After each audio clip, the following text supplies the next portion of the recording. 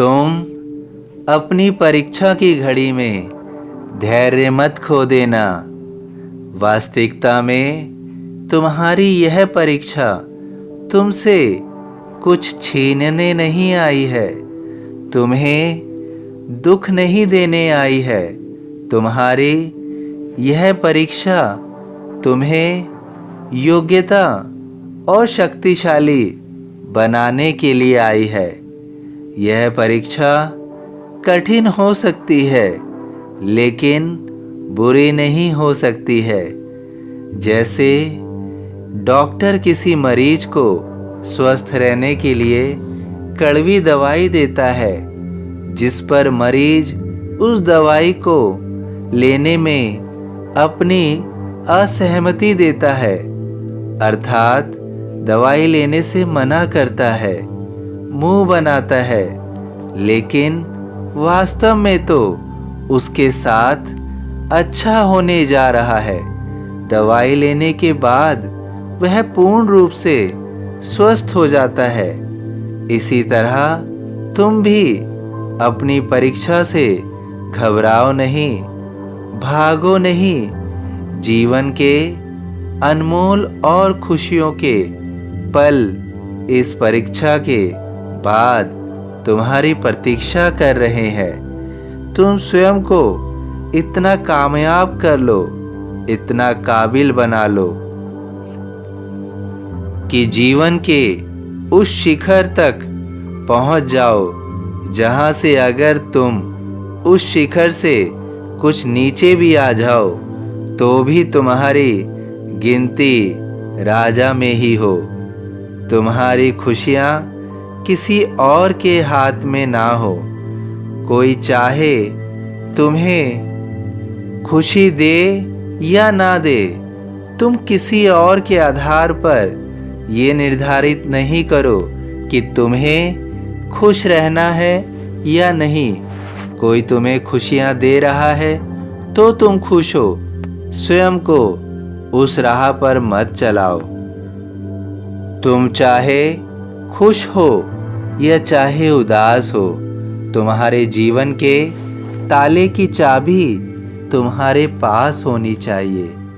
क्योंकि अगर तुम धनवान होकर भी किसी और के गुलाम हो, तुम्हारी खुशियां किसी और के पास हैं, तो तुम्हें जीवन में कभी भी खुशियां नहीं मिल सकती हैं। इससे बेहतर है कि तुम गरीबी में रहकर अपनी खुशियां अपने पास रख सको। तुम्हें शक्ति जो अर्जित करनी है वह दूसरों के लिए नहीं करनी है। तुम्हारे पास ताकत या शक्ति स्वयं को बुरे लोगों से बचाने के लिए अर्जित करनी है। क्योंकि इस दुनिया में कुछ भी जीतने के लिए, कुछ भी पाने के लिए ताकत की नहीं बल्कि प्रेम की आवश्यकता होती है। इस प्रेम के माध्यम से, प्रेम के मधुर शब्दों से ही तुम सब कुछ पा सकते हो। तुम्हारे इस सौहार्द, प्रेम और मधुर शब्दों से मेरी वंदना का अब तुम्हें फल मिलने जा रहा है। ये सदैव याद रखो कि ताकत हमेशा स्वयं की रक्षा करने के लिए अर्जित करनी चाहिए। दूसरों के लिए तो केवल तुम अपने प्रेम से ही सब कुछ हासिल कर सकते हो। मेरी उपासना, मेरी अनुकंपा और मेरी कृपा तुम पर बरसने जा रही है। तुमने इतने समय से जो मेरी आराधना की है, इतने लंबे समय से तुमने अच्छे जीवन की प्रतीक्षा की है। तुमने धैर्य बनाए रखा। तुमने अपनी सारी चिंताओं को मेरे लिए छोड़ दिया। मैं तुम्हारी हर चिंता का निवारण करने के लिए तत्पर हूँ।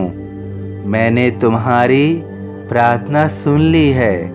मैंने तुम्हारी प्रार्थना सुन ली है। मुझे सदा जीवित ही जानो, अनुभव करो सत्य पहचानो। सभी साईं भक्तों से अनुरोध है कि कमेंट बॉक्स में ओम साईं राम या अपनी कोई प्रार्थना लिखिए। वीडियो पसंद आया हो तो वीडियो को लाइक कीजिए, अन्य साईं भक्तों में शेयर कीजिए, इस चैनल को सब्सक्राइब कीजिए, बेल आइकॉन के बटन को पुश कीजिए। यदि फेसबुक में देख रहे हो तो प्लीज़ इसे फॉलो कीजिए। ओम साईं राम।